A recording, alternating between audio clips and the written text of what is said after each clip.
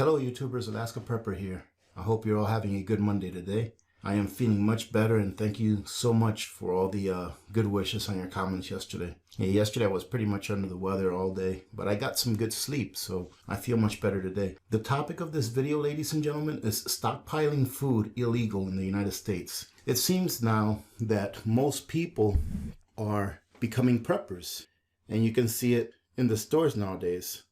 And I'm not really being sarcastic in saying that most people are becoming preppers because the store shelves are being wiped out, but that's exactly what they're doing. They're becoming preppers. So I came across this article, is stockpiling food illegal in the United States? Is stockpiling food illegal? Stockpiling food when there is no current or forecasted emergency is not illegal. When there is plenty of food to go around, you are free to stockpile it. During a time of crisis, scarcity, or government emergency declaration, food may be in short supply. Hoarding during this time can be deemed illegal. So ladies and gentlemen, pretty much what they're saying is that if you have the forethought, if you were a prepper before a crisis and you have the forethought to go out and buy supplies for what you thought you may need in the future, but that is not illegal. However, ladies and gentlemen, let me tell you right now, what is deemed legal and illegal only takes the stroke of a pen. That is why you have to have alternate locations in where you stockpile or where you store your long-term food storage and or supplies, because the government can change the law whenever it wants.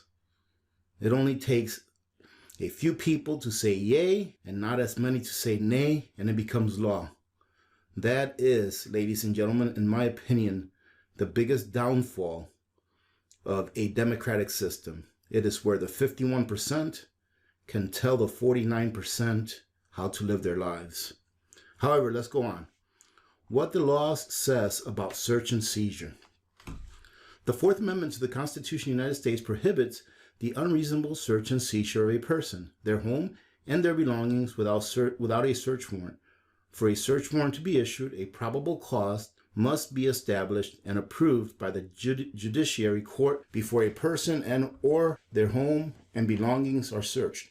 This is a perfect example, ladies and gentlemen, of how cities and states in this nation have been not abiding by the Fourth Amendment for a long time.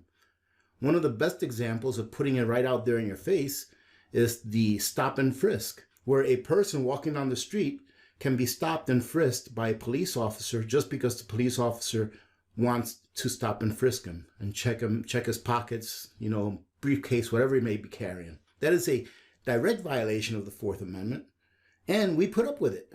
We allowed it to happen. That's why I'm saying it would be very easy for the government to go ahead and turn this around and start seizing or write a law, right? Or pass an executive order where it says that they can come and take your property. It's very easy for them to do that. As far as writing the law, ladies and gentlemen, right? I'm here saying it's very easy for them to do that. What I mean is about them writing the law or writing the executive order. How easy would it be for them to actually do it?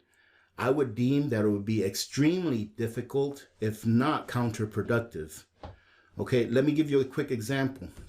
Here in the North Star Borough, which is the borough that Fairbanks falls within, all right? And the North Star Borough has Fairbanks, has Fox, has North Pole, it has a whole bunch of small cities. I do believe that there are, I would say less than 50 police officers in all of the North Star Borough. And maybe, maybe half that many state troopers.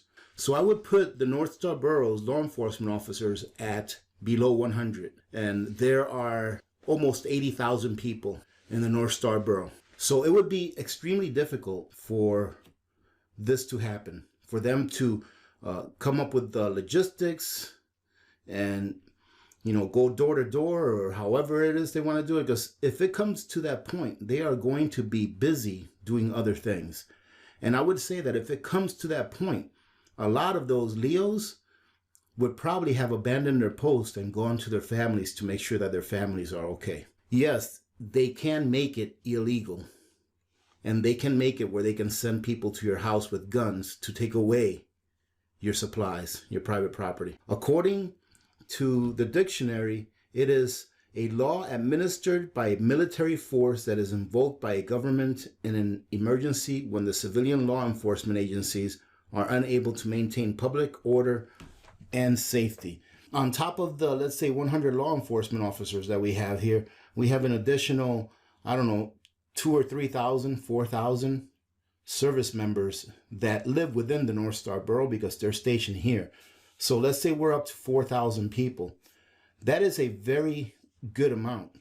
But one thing that I've learned, ladies and gentlemen, from being deployed in the past is that a large force can be, I don't know what word to pick, but can be detained or can be held up by a much smaller force. One person, all right, one person with the right determination can hold up as many as 100 people. All right, think about it. One person that is willing to do things that happen in war, you know, like one sniper can hold up a team of 100 people. So it would be still, in my opinion, extremely difficult for this to happen nationwide. It really would be. And on top of that, also remember, we're talking about Americans now going on to Americans and violating their rights, if they know that they're violating their rights just because somebody's telling them to do it. So how many of those Americans are going to say, no, I'm not going to do that to my own Americans? Sure, many of them have probably been indoctrinated and don't even know what the Bill of Rights says, but I'm sure that many of them do. Let's read on. It says, is this law possible in the United States? And it says, yes, absolutely. Executive orders about hoarding food. Many presidents have signed executive orders regarding the laws that should override our constitutions or constitutional rights if martial law is declared in the United States. In recent years, there have been executive orders signed that have gone unnoticed by the majority of the people due to other political distractions. Our lack of awareness does not make them any less effective or relevant. This is a brief outline of the current status facing our country if martial law is declared. Okay, Executive Order 10998, assigning emergency preparedness functions to the Secretary of Agriculture. In this order, the federal government is given the authority to take over all agricultural production and distribution. It specifies that the Secretary shall also develop plans and procedures for the proper utilization of agricultural items stockpiled for survival purposes. So they can take large stockpiles from farmers, is what this is telling me. So there you go, ladies and gentlemen. They can come and take your food if they want. They can come and take your supplies if they want. All they have to do is use a pen and sign a piece of paper that says that they can do it. Now, does that mean that they will? I personally don't think they'll be able to, even if they try. I don't think they'll be able to. Hopefully it won't get to that. I truly do hope that it won't get to that. I want to say that I think it won't get to that, but you just never know. And that's why we prepare, ladies and gentlemen. I wanted to show you one last thing before I sign off here that really scared. I'm not going to read the whole thing. Is the president urges the country to stop hoarding. Okay, and it says here, and ladies and gentlemen, before I start this has nothing to do with any political sides. All right? So don't take it there, please, because that's not what this is about. Whenever I say the president, I mean the government. Washington, the government on Sunday called on Americans to cease hoarding groceries and other supplies, while one of the nation's most senior public health officials called on the nation to act with more urgency. Dr. Anthony Fauci says he would like to see aggressive measures such as a 14-day national shutdown. And the next couple of things is what really scares me, and I'll show you what that is here in a second. Okay, the president assured Americans after speaking with leading grocery chain executives that grocers would remain open and that the supply chain remained healthy. And then the vice president urged Americans to only buy the groceries they needed for the week ahead. So here we have the doctor that the president appointed to lead this deal that's going on, saying that he would like to see aggressive measures such as a 14-day national shutdown.